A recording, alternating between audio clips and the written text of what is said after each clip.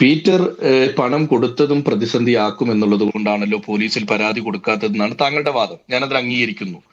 ആ ബോധ്യമുള്ള പീറ്റർ പിന്നീട് ഈ മുദ്രപത്രത്തിന്റെ പകർപ്പ് പുറത്തുവിടാൻ തയ്യാറാവൂ? അതായത് പോലീസിൽ പരാതി കൊടുത്താൽ കോഴ കൊടുത്തു എന്നുള്ള രീതിയിൽ പ്രതിസന്ധിയിലാകുമെന്ന് അറിയാവുന്ന പീറ്റർ പിന്നെ എന്തിനാണ് മരണശേഷം അദ്ദേഹത്തിന്റെ കൈവശം ഉണ്ടായിരുന്നു എന്ന് പറയപ്പെടുന്ന ഈ മുദ്രപേപ്പർ പുറത്തുവിടുന്നത്? അപ്പൊ അദ്ദേഹം ആയിരിക്കില്ലല്ലോ അത് പുറത്തുവിട്ടത്.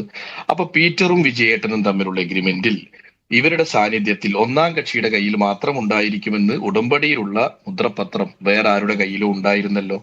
അത് ഞാൻ നേരത്തെ പറഞ്ഞ സോഴ്സ് ആണ്. അത് നിങ്ങൾ വെളിപ്പെടുത്തണമെന്ന് ഞാൻ പറയുന്നില്ല. ഒരു അക്കാദമിക് പർപ്പസ് ആണ്. നിങ്ങൾ അതിന്റെ ഒറിജിനൽ സന്ദർശിക്കുകയാണത്. രണ്ട്, താങ്കൾ പറഞ്ഞതുപോലെ പീറ്റർ പരാതി കൊടുത്തോ എന്നുള്ളതാണ്.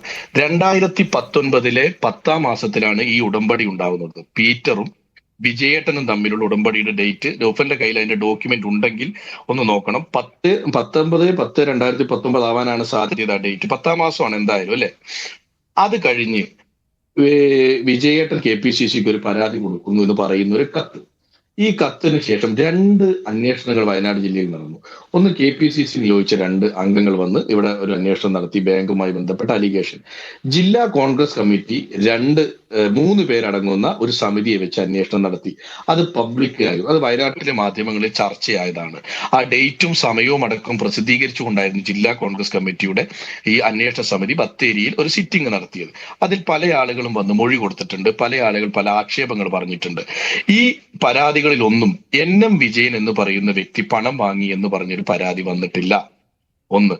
രണ്ട്, NM വിജയേട്ടൻ ഈ സമിതിക്ക് മുമ്പ് 2019 ഞാനൊരു പരാതി KPCCക്ക് കൊടുത്തിരുന്നുവെന്നും അതിലൊരു നടപടി എടുത്തില്ല എന്നും 2021 നടക്കുന്ന ഈ സിറ്റിംഗ് അദ്ദേഹവും മൊഴി നൽകിയിട്ടില്ല.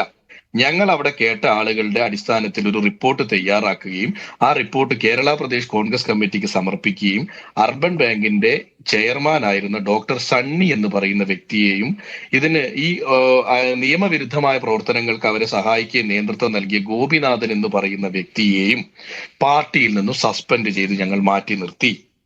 ഈ പാർട്ടിയിൽ നിന്ന് സസ്പെൻഡ് ചെയ്ത് മാറ്റി നിർത്തുകയും ഈ പാർട്ടി അർബൻ ബാങ്ക് ഭരണസമിതിയോട് രാജിവെക്കാൻ ആവശ്യപ്പെടുകയും ചെയ്തു. അദ്ദേഹം രാജിവെച്ചില്ല. അദ്ദേഹം ഈ നടപടിക്ക് കാരണമായത് എന്താണ്? എന്തായിരുന്നു നടപടിക്ക് കാരണം? പണം വാങ്ങി എന്നാണോ, നിയമനം നൽകിയില്ല എന്നാണോ, എന്താണ് കാരണം? അത് വിവിധ കാരണങ്ങളാണ്. ഒന്ന്, കോൺഗ്രസിന്റെ പാനലിൽ നിന്ന് ജയിക്കുന്നു.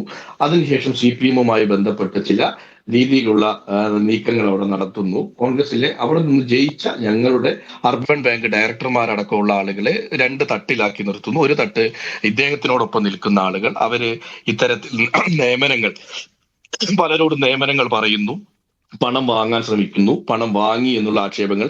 ഇത് ആദ്യം പുറത്തു വരുന്നത് പണം വാങ്ങി എന്നുള്ള ആക്ഷേപം തെളിയിക്കപ്പെട്ടോ? ഈ അന്വേഷണത്തിൽ തെളിയിക്കപ്പെട്ടിട്ടുണ്ടോ? അല്ല, ഇല്ല, തെളിയിക്കപ്പെടുകയല്ല. ഞാൻ പറയാം, താങ്കൾ ചോദിച്ചു, ഞാൻ അതിലേക്ക് വരാം.